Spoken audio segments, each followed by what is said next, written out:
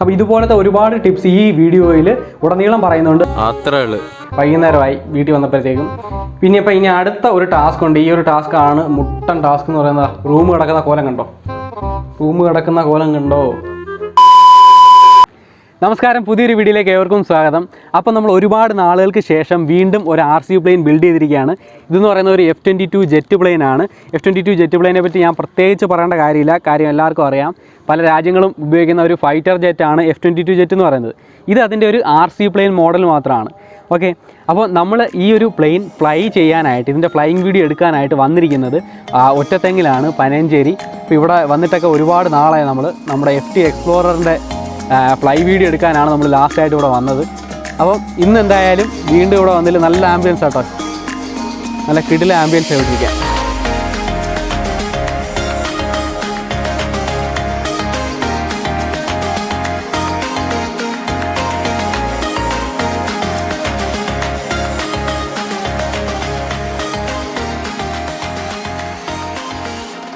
അപ്പോൾ എന്തായാലും നമുക്കിനി നമ്മുടെ F22 ജെറ്റ് പറക്കോ ഇല്ലയോ എന്നൊക്കെ ഒന്ന് ഫ്ലൈ ചെയ്ത് നോക്കാം. സംഭവം എന്തെങ്കിലും പോരായ്മകളൊക്കെ ഉണ്ടോ എന്ന് നോക്കാം നമുക്ക്.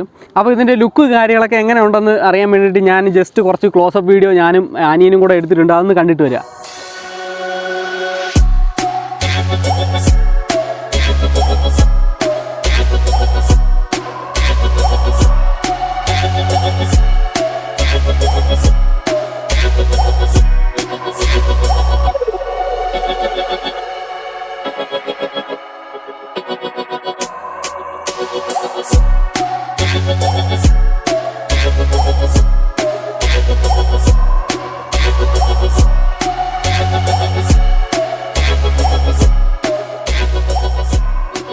അപ്പോൾ ഇനി നമ്മൾ നമ്മുടെ F22 ഫ്ലൈ ചെയ്ത് നോക്കാൻ പോവുകയാണ്.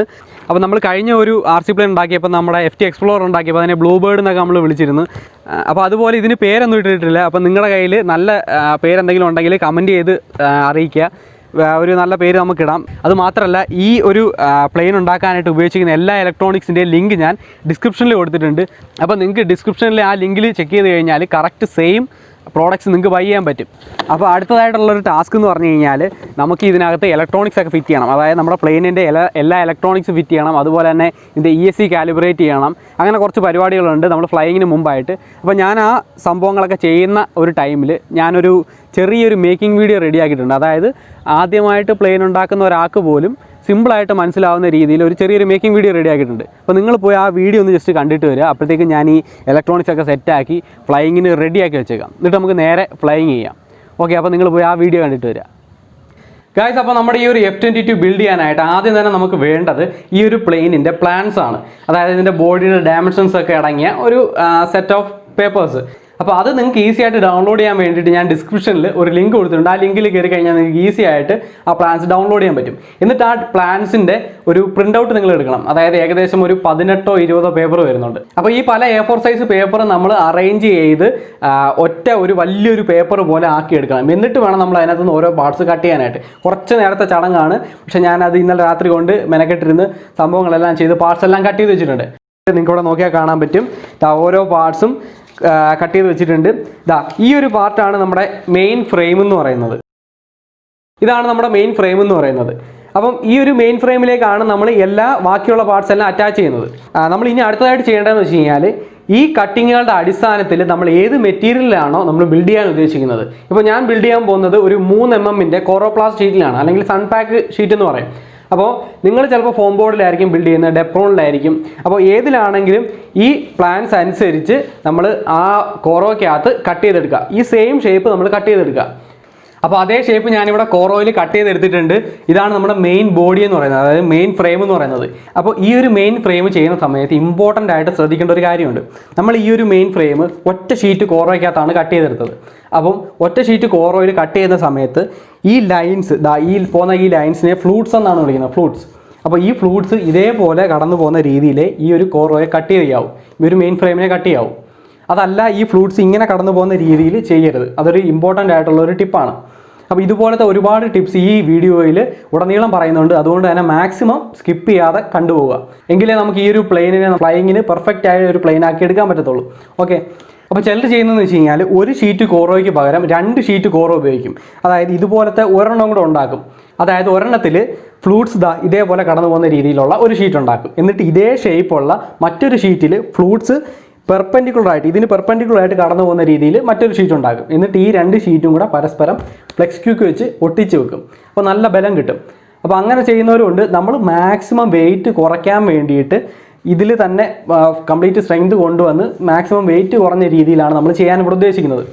നമ്മൾ ബാക്കിൽ ചെയ്തേക്കെന്ന് വെച്ച് കഴിഞ്ഞാൽ ഒരു ചെറിയൊരു പീസ് മാത്രം, കനം കുറഞ്ഞൊരു പീസ് മാത്രം സെൻറ്ററിലൂടെ കടന്നു പോകുന്ന രീതിയിൽ, ഈ ഫ്ലൂട്ട്സിന് പെർപെൻഡിക്കുലറായ രീതിയിൽ കടന്നു പോകുന്ന ഒരു ഷീറ്റ് മാത്രം സെൻറ്ററിലൂടെ നമ്മൾ ഒട്ടിച്ചു പോയിട്ടുണ്ട്. അതേ നമ്മൾ ചെയ്തിട്ടുള്ളൂ. ഓക്കെ, ഇനി നമ്മൾ അടുത്തായിട്ട് ചെയ്യാൻ പോകുന്നത് ബാക്കിയുള്ള പാർട്സൊക്കെ നമ്മൾ ഈ ഒരു മെയിൻ ബോഡിയിലേക്ക് ഫിക്സ് ചെയ്യാൻ പോവാണ്. ഗ്ലൂ ചെയ്ത് സെറ്റാക്കി വെക്കാൻ പോവാണ്. ഓക്കെ, നമുക്കിനി ബാക്കി പാർട്സ് എല്ലാം തന്നെ നമുക്ക് കണക്ട് ചെയ്യാം. ഓക്കെ, അപ്പോൾ ആദ്യം തന്നെ നമ്മൾ ഫിക്സ് ചെയ്യാൻ പോകുന്ന പാർട്ട് എന്ന് പറയുന്നത് ഇതാണ്. ഇതെന്ന് പറയുന്നത് നമ്മുടെ പ്ലെയിൻ്റെ മുകളിലായിട്ട് വരുന്നൊരു പോർഷനാണ്. ഇതിൽ പിടിച്ചാണ് നമ്മുടെ പ്ലെയിൻ ത്രോ ചെയ്യുന്നതൊക്കെ. ഓക്കെ, അപ്പോൾ ഈ ഒരു പാർട്ട് കുറച്ച് ബലമായിട്ടിരുന്ന് കഴിഞ്ഞാൽ നല്ല അടിപൊളിയായിരിക്കും. നമ്മൾ ഹോൾഡ് ചെയ്യാനും കൊണ്ടുപോകാനൊക്കെ നല്ല സുഖമായിരിക്കും ഈ പാർട്ടിന് കുറച്ച് ബലം ഉണ്ടെങ്കിൽ. അതുകൊണ്ട് തന്നെ നിങ്ങൾക്ക് വേണമെങ്കിൽ ഇത് 2 കോറോ പരസ്പരം ഒട്ടിച്ച് ചെയ്യാം. ഞാൻ അങ്ങനെയാണ് ചെയ്തേക്കുന്നത്. അപ്പോൾ ഈ ഒരു പാർട്ട് ഫിക്സ് ചെയ്യാനായിട്ട് നമ്മുടെ ബോഡിയിൽ കറക്റ്റ് ഹോൾസ് കൊടുത്തിട്ടുണ്ട്. അപ്പോൾ ആ ഹോൾസിലേക്ക് ഈ ഒരു പാർട്ട് കയറ്റി വെച്ച് ഗ്ലൂ ചെയ്താൽ മതിയാവും. അപ്പോൾ ആദ്യം നമുക്ക് ഈ ഒരു പാർട്ടിൻ്റെ എല്ലാ പോർഷനിലും ഗ്ലൂ അപ്ലൈ ചെയ്തിട്ട് നമുക്ക് ഇതിലേക്ക് കയറ്റി വെച്ച് ഫിക്സ് ചെയ്യാം.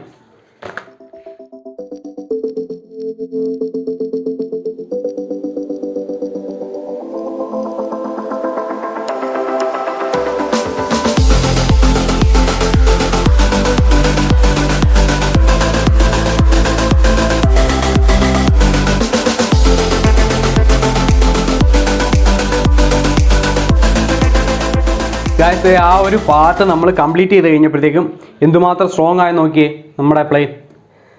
അപ്പം ഈ ഒരു പാർട്ട് കംപ്ലീറ്റ് ചെയ്ത് കഴിഞ്ഞ് ഇനി നമ്മൾ അടുത്തതായിട്ട് ഫിക്സ് ചെയ്യാൻ പോകുന്നത് ഇവിടെ കുറച്ച് ഹോൾസ് കാണാൻ പറ്റും നിങ്ങൾക്ക് മുകളിലും താഴെയായിട്ട്. അവിടെ വരുന്ന ഒരു പാർട്ടാണ് നമ്മൾ അടുത്തതായിട്ട് ഫിക്സ് ചെയ്യാൻ പോകുന്നത്.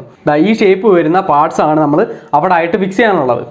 പക്ഷേ നമ്മുടെ പ്ലാൻസിൽ കൊടുത്തിരിക്കുന്നതിനേക്കാളും സ്വല്പം ഡിഫറൻ്റ് ആയിട്ടാണ് നമ്മൾ ഇവിടെ ഇത് ചെയ്തിരിക്കുന്നത്. അതായത് നമ്മുടെ പ്ലാൻസിൽ കൊടുത്തിരിക്കുന്നത് ഈ ഹോളുകളെല്ലാം കുറച്ചുകൂടെ അടുത്തേക്കാണ് വന്ന് നിൽക്കുന്നത്. പക്ഷേ നമ്മളിവിടെ നല്ല രീതിയിൽ അകത്തിയാണ് ചെയ്തിരിക്കുന്നത്. അതിൻ്റെ കാര്യം എന്ന് പറയുന്നത് ഇവിടെ നമുക്ക് നമ്മുടെ പ്രൊപ്പല്ലർ ഫിക്സ് ചെയ്യാനുള്ള പോർഷനാണ് ഈ ഒരു വലിയ ഹോള്. അപ്പോൾ നമ്മൾ ഉപയോഗിക്കാൻ പോകുന്ന പ്രൊപ്പല്ലർ 9 ഇഞ്ചിൻ്റെ പ്രൊപ്പല്ലറാണ്. അതുകൊണ്ട് തന്നെ നമ്മുടെ പ്ലാൻസിൽ കൊടുത്തിരിക്കുന്നതുമായിട്ട് സ്യൂട്ട് ആവത്തില്ല. അപ്പം നമ്മളിത് കുറച്ച് വലുതാക്കിയതിൻ്റെ ഫലമായിട്ട് നമുക്ക് ഈ സൈഡുകളിൽ വരുന്ന ഈ ഹോളുകളും കൂടെ കുറച്ചുകൂടെ ഗ്യാപ്പ് ഇട്ട് ചെയ്യേണ്ടി വന്നു. അങ്ങനെയാണ് ഈ ഒരു പോർഷൻ ഇത്ര അകന്നു പോയത്. അപ്പോൾ ഇതേ രീതിയിൽ ഈ ഹോളുകൾ കുറച്ച് അകത്തി ചെയ്താൽ മാത്രമേ നമുക്ക് ഈ ഒരു സപ്പോർട്ട്, ഈ ഫുൾ സപ്പോർട്ട് നമ്മുടെ പ്ലെയിനിന് കംപ്ലീറ്റ് ആയിട്ട് കൊടുക്കാൻ പറ്റൂ. അതായത് ഇവിടെ തുടങ്ങി ഇവിടം വരെ നമ്മൾ ഈ ഒരു സാധനം ഫിക്സ് ചെയ്യുന്നുണ്ട്. അതിൻ്റെ അർത്ഥം എന്ന് പറയുന്നത് ഇത്രയും പാർട്ടിനെ ഈ ഒരു സാധനം സപ്പോർട്ട് ചെയ്ത് നിർത്തുന്നു എന്നാണ്. അപ്പോൾ നമ്മൾ പകുതി വെച്ച് അതിനെ നിർത്തി കഴിഞ്ഞാൽ ശരിയാവത്തില്ല. അതുപോലെ തന്നെ അടുത്ത് ചെയ്യാമെന്ന് വെച്ച് കഴിഞ്ഞാൽ നമ്മൾ പ്രൊപ്പല്ലർ കറങ്ങുമ്പോൾ അത് തട്ടുകയും ചെയ്യും. അപ്പം ഈ ഒരു പാർട്ടാണ് നമ്മൾ അടുത്തതായിട്ട് ഫിക്സ് ചെയ്യാൻ പോകുന്നത്. ഇനി അത് കഴിഞ്ഞിട്ട് നമ്മൾ ചെയ്യേണ്ടതാണ് ഈ ഒരു ഹൊറിസോണ്ടൽ സ്റ്റെബിലൈസർ. ഇതുപോലത്തെ 2 പാർട്ട് നമ്മൾ കട്ട് ചെയ്തെടുക്കണം. ഈ ഹൊറിസോണ്ടൽ സ്റ്റെബിലൈസർ നമ്മളിതാ ഈ ഒരു ഇവിടെ ഒരു 3 ഹോൾ കാണാൻ പറ്റും. ഈ 3 ഹോളിലായിട്ട് ഇതുപോലെയൊക്കെയാണ് നമ്മൾ ഫിക്സ് ചെയ്യേണ്ടത്. വെർട്ടിക്കൽ സ്റ്റെബിലൈസർ എന്ന് പറയും. അപ്പോൾ അതുകൂടെ ഫിക്സ് ചെയ്ത് കഴിയുമ്പോഴത്തേക്കും നമ്മുടെ പ്ലെയിനിൻ്റെ ഒരു ഏകദേശം ഒരു 80% ബിൽഡും കംപ്ലീറ്റ് ആവും. വെറുതെ ഗ്ലൂ ചെയ്യുന്നതൊക്കെ കാണിച്ച് സമയം കളയുന്നില്ല. ഞാൻ പെട്ടെന്ന് അത് ഫിക്സ് ചെയ്ത് ഞാൻ കാണിച്ചു തരാം. ഗൈസ്, അപ്പോൾ ആ പാർട്സ് ഫിറ്റ് ചെയ്ത് കഴിഞ്ഞാൽ നമ്മുടെ പ്ലെയിൻ ഇരിക്കുന്നത് നോക്കിയേ, പ്ലെയിൻ്റെ ലുക്ക് നോക്കിയേ, ഏകദേശം ഒരു F22ൻ്റെ കംപ്ലീറ്റ് ലുക്കിലേക്ക് എത്തിയിട്ടുണ്ട്. ഇതിൻ്റെ സ്ട്രെങ്ത് നോക്കിയപ്പോൾ എന്തുമാത്രം സ്ട്രെങ്ത് ഉണ്ടെന്ന്. ഇത്രയും സ്ട്രെങ്ത് എങ്കിലും മിനിമം നമ്മുടെ പ്ലെയിൻ ഉണ്ടായിരിക്കണം. അപ്പോൾ നിങ്ങളെ കാണിക്കാതെ ഞാൻ ഫിക്സ് ചെയ്ത ഒരു പോർഷനുണ്ട്. അതായത് മോട്ടർ മൗണ്ടിൻ്റെ പോർഷൻ ഫിക്സ് ചെയ്യുന്നത് ഞാൻ കാണിച്ചില്ല. മോട്ടർ മൗണ്ടിന് വേണ്ടി ഞാൻ ചെയ്തേക്കുന്നത് വെച്ച് കഴിഞ്ഞാൽ PVC ഫോം ബോർഡ് എന്ന് പറയുന്ന ഫോം ബോർഡ് ഒരു 3-4 എണ്ണം പരസ്പരം ഫ്ലെക്സ് ക്യൂക്ക് വെച്ച് ഒട്ടിച്ച ശേഷം അതിനകത്തേക്ക് നമ്മുടെ മോട്ടർ കയറ്റി വെക്കാനുള്ള ഹോളൊക്കെ ഇട്ട് കഴിഞ്ഞിട്ട് നമ്മുടെ പ്ലെയിനിൻ്റെ ബോഡിയിലേക്ക് ഗ്ലൂ ഗൺ യൂസ് ചെയ്ത് ഫിക്സ് ചെയ്തു. അതാണ് ഞാൻ ചെയ്തേക്കുന്നത് വെച്ച് കഴിഞ്ഞാൽ നിങ്ങൾ നോക്കിയാൽ കാണാൻ പറ്റും. അപ്പോൾ അടുത്തതായിട്ട് നമുക്ക് ഫിറ്റ് ചെയ്യാനുള്ളതെന്ന് വെച്ച് കഴിഞ്ഞാൽ നമുക്ക് ടെയിൽ പോർഷനും കൂടെ ഫിക്സ് ചെയ്ത് കഴിഞ്ഞാൽ നമ്മുടെ പ്ലെയിനിൻ്റെ ബോഡി കംപ്ലീറ്റ് ആയി. പിന്നെ അടിയിലത്തെ ഒരു പോർഷൻ, ഈ അടിയിൽ വരുന്ന ഈ ഒരു പോർഷനും കൂടെ ചെയ്താൽ മതി. അതോടെ നമ്മുടെ ബോഡി തീർന്നു. അപ്പോൾ നമുക്ക് ഈ ടെയിൽ പോർഷൻ ഫിക്സ് ചെയ്യാൻ നേരത്ത് ശ്രദ്ധിക്കേണ്ട കുറച്ച് കാര്യങ്ങളുണ്ട്. അപ്പോൾ അതെന്താണെന്ന് ഞാൻ പറഞ്ഞുതരാം. അപ്പോൾ ഗൈസ്, ടെയിൽ പോർഷന് വേണ്ടിയിട്ട് നമ്മൾ യൂസ് ചെയ്യുന്നത് ഈ ഒരു ഷേപ്പിലുള്ള ഒരു പീസാണ്. അപ്പോൾ ഇത് നമ്മൾ ഫിറ്റ് ചെയ്യുന്ന സമയത്ത് ഇതേ രീതിയിൽ കറക്റ്റായിട്ട് വെച്ച ശേഷം നമുക്ക് ഈ ഒരു tail portion up and down movement നല്ലപോലെ നമുക്ക് കിട്ടണം. അതാണ് നമ്മുടെ പ്ലെയിനെ കൺട്രോൾ ചെയ്യാൻ യൂസ് ചെയ്യുന്നത്. അപ്പോൾ അതേ രീതിയിൽ അപ്പ് ആൻഡ് ഡൗൺ മൂവ്മെൻറ്റ് കിട്ടാൻ വേണ്ടിയിട്ട് നമ്മൾ ഈ ടെയിൽ പോർഷൻ ഒട്ടിക്കേണ്ടത് ഈ ഒരു പാക്കിംഗ് ടേപ്പ് ഉപയോഗിച്ചാണ്. ഈ ഒരു പാക്കിംഗ് ടേപ്പിൻ്റെ ചെറിയൊരു പീസ് കട്ട് ചെയ്ത ശേഷം നമ്മുടെ ഈ ഒരു പോർഷനിലായിട്ട് ഒട്ടിച്ച് കഴിഞ്ഞിട്ട് ഇതിപ്പോൾ മുകൾ ഭാഗത്താണ് ഒട്ടിച്ചത്. അപ്പോൾ മുകൾ ഭാഗത്ത് ഒട്ടിക്കുന്നതുകൊണ്ട് തന്നെ നമ്മൾ ഇനി ഈ ബോഡിയായിട്ട് ഫിറ്റ് ചെയ്യേണ്ടത് ഇതേ രീതിയിലാണ്. അതായത് നമുക്ക് താഴേക്ക് ഈ ഒരു പീസ് എത്ര ആംഗിളിൽ കിട്ടണോ അത്ര ആംഗിളിൽ വെച്ച ശേഷം അത് ഒട്ടിച്ച് വെക്കുക. ഇത്ര ആംഗിളിലാണ് നമുക്ക് കിട്ടേണ്ടതെങ്കിൽ ഈ ഒരു ആംഗിളിൽ വെച്ചിട്ട് അത് ഒട്ടിച്ചെടുക്കുക. അപ്പോൾ ഇതേ രീതിയിൽ തന്നെയാണ് അടിഭാഗത്തും ഒട്ടിക്കുന്നത്. നമ്മൾ മുകളിലേക്ക് എത്ര ആംഗിളിൽ കിട്ടണോ അതനുസരിച്ച് വേണം നമ്മൾ അടിഭാഗത്തും ടേപ്പ് ഒട്ടിക്കാനായിട്ട്. അപ്പോൾ ഇതാണ് ടെയിൽ ചെയ്യുന്ന സമയത്ത് ശ്രദ്ധിക്കേണ്ട ഒരു കാര്യം എന്ന് വെച്ചാൽ. അപ്പോൾ ഗായ്സ് ദേ ടെയിൽ ഫിക്സ് ചെയ്തിട്ടുണ്ട്. ടെയിൽ നോക്കിയേ എന്തുമാത്രം ഫ്ലെക്സിബിളാണ്. ഇതുപോലെ ഫ്ലെക്സിബിളായ രീതിയിൽ എന്നാൽ കീറി പോവാത്ത രീതിയിൽ തന്നെ നമുക്ക് ടെയിൽ ഫിക്സ് ചെയ്യണം. ഇനി അടുത്തതായിട്ടുള്ളതെന്ന് പറഞ്ഞു കഴിഞ്ഞാൽ ഈ ടെയിലിലേക്ക് നമ്മൾ സെർവോസ് കണക്ട് ചെയ്യണം. അതുപോലെ തന്നെ ESC മോട്ടറായിട്ട് കണക്ട് ചെയ്യുന്ന ESC ഫിറ്റ് ചെയ്യണം. അതുപോലെ തന്നെ ബാറ്ററി ഫിക്സ് ചെയ്യണം. ഇങ്ങനെ കുറച്ച് ഇലക്ട്രോണിക്സ് ഫിറ്റ് ചെയ്യണം. പിന്നെ അത് കഴിഞ്ഞിട്ട് നമുക്ക് പാക്കിംഗ് ടേപ്പ് ഉപയോഗിച്ച് കംപ്ലീറ്റ് യെല്ലോയിൽ മുക്കിയെടുക്കണം നമുക്ക് ഈ ഒരു F22 എന്ന് പറയുന്നത്. ഞാനിവിടെ ഓൾറെഡി ഇലക്ട്രോണിക്സ് ഫിറ്റ് ചെയ്ത് വെച്ചിട്ടുണ്ട്. നിങ്ങൾക്ക് നോക്കിയാൽ കാണാം. ഇലക്ട്രോണിക്സ് ഫിറ്റ് ചെയ്ത് മാത്രമല്ല ഞാൻ ടേപ്പ് ഉപയോഗിച്ച് റീഇൻഫോഴ്സ് ചെയ്തിട്ടുണ്ട്. ഞാൻ പാക്കിംഗ് ടേപ്പാണ് കേട്ടോ യൂസ് ചെയ്തിരിക്കുന്നത്. അപ്പോൾ ഞാനിവിടെ മോട്ടർ മൗണ്ട് ഫിക്സ് ചെയ്തിട്ടുണ്ട്. അതുപോലെ തന്നെ സെർവോസ് കണക്ട് ചെയ്തിട്ടുണ്ട്. ബാറ്ററിയുടെ പോർഷൻ ഫിക്സ് ചെയ്തിട്ടുണ്ട്. അപ്പോൾ ഞാൻ ഇതിൽ ഉപയോഗിച്ചിരിക്കുന്ന എല്ലാ ഇലക്ട്രോണിക്സും നിങ്ങൾക്ക് ആമസോൺ വഴി വാങ്ങിക്കാവുന്നതാണ്. ഇതിൻ്റെ എല്ലാം കറക്റ്റ് ലിങ്ക് ഞാൻ ഡിസ്ക്രിപ്ഷനിൽ കൊടുത്തിട്ടുണ്ട്. നിങ്ങൾക്ക് അപ്പോൾ ഈസി ആയിട്ട് ആ ലിങ്ക് വഴി കയറി വാങ്ങിക്കാൻ പറ്റും. ഓക്കെ, അപ്പോൾ ഞാൻ വാങ്ങിച്ച അതേ പ്രോഡക്റ്റ്സ് നിങ്ങൾക്ക് വാങ്ങിക്കാൻ പറ്റും. ഓക്കെ ഗൈസ്, അപ്പോൾ മേക്കിംഗ് വീഡിയോ ഒക്കെ എല്ലാവരും കണ്ടു കഴിഞ്ഞു. ഇനി നമ്മൾ നേരെ ഫ്ലൈയിങ്ങിലേക്ക് പോകാണ്. നമ്മുടെ പ്ലെയിൻ അവിടെ ട്രിപ്പ് ഉണ്ടെന്ന് കാണിറ. അപ്പോൾ നമ്മൾ നേരെ ഇനി ഫ്ലൈയിങ്ങിലേക്ക് പോവാണ്. അപ്പം ഞാൻ ഈ ഒരു പ്ലെയിനിൽ യൂസ് ചെയ്തിരിക്കുന്ന മോട്ടർ എന്ന് പറയുന്നത് 1400 kVയുടെ A2212 ബ്രഷ്ലെസ് മോട്ടറാണ് യൂസ് ചെയ്തിരിക്കുന്നത്. പിന്നെ ബാറ്ററി എന്ന് പറയുന്നത് 2200 mAh ബാറ്ററിയാണ്. അതുപോലെ തന്നെ യൂസ് ചെയ്തിരിക്കുന്ന പ്രൊപ്പല്ലർ എന്ന് പറയുന്നത് 9/4.5 പ്രൊപ്പല്ലറാണ് യൂസ് ചെയ്തിരിക്കുന്നത്. പിന്നെ ഈ ഒരു പ്ലെയിനിൻ്റെ CG പോയിൻ്റ് എന്ന് പറയുന്നത് ലീഡിങ് എഡ്ജിൽ നിന്നും 8.25 സെൻറ്റിമീറ്റേഴ്സ് ബാക്കിലേക്കാണ് ഇതിൻ്റെ CG പോയിൻ്റ് എന്ന് പറയുന്നത്. അപ്പോൾ CG പോയിൻ്റ് വെച്ച് ബാലൻസ് ചെയ്യുന്ന സമയത്ത് ഒന്നെങ്കിൽ പക്കയായിട്ട് ബാലൻസ് ചെയ്യുന്ന രീതിയിൽ നമ്മുടെ പ്ലെയിൻ നിൽക്കാവും, അല്ലെങ്കിൽ സ്വല്പം നോസ് സ്വല്പം ടെയിൽ ഹെവിയോ ആണെങ്കിലും കുഴപ്പമില്ല. പക്ഷേ വലിയ രീതിയിൽ ടെയിൽ ഹെവിയോ നോസ് ഹെവിയോ ആയി കഴിഞ്ഞാൽ ഈ പ്ലെയിൻ ഒട്ടും തന്നെ കൺട്രോൾ ചെയ്യാൻ പറ്റത്തില്ല. അപ്പോൾ അത് പ്രത്യേകം ശ്രദ്ധിച്ചോണം F22 ഫ്ലൈ ചെയ്യുന്ന സമയത്ത്. പിന്നെ നിങ്ങൾ യൂസ് ചെയ്യുന്ന ട്രാൻസ്മിറ്റർ ഞാൻ പറയും FS-I6 അല്ലെങ്കിൽ FS-I6X അങ്ങനെ ഏതെങ്കിലും ട്രാൻസ്മിറ്റർ യൂസ് ചെയ്യാനേ ഞാൻ പറയത്തുള്ളൂ. CT6B ആണ് എൻ്റെ കയ്യിൽ ഇരിക്കുന്നത്. അപ്പോൾ അത് ഉപയോഗിച്ച് കഴിഞ്ഞാൽ ഇതിൻ്റെ കൺട്രോളിംഗ് ഒന്നും അത്രയ്ക്ക് സ്മൂത്ത് ആവത്തില്ല. ഓക്കെ, അപ്പോൾ എന്തായാലും നമുക്ക് ഫ്ലൈ ചെയ്ത് നോക്കാം. നമുക്ക് പ്ലെയിൻ എടുത്ത് നേരെ ഫ്ലൈയിങ്ങിലേക്ക് പോകാം.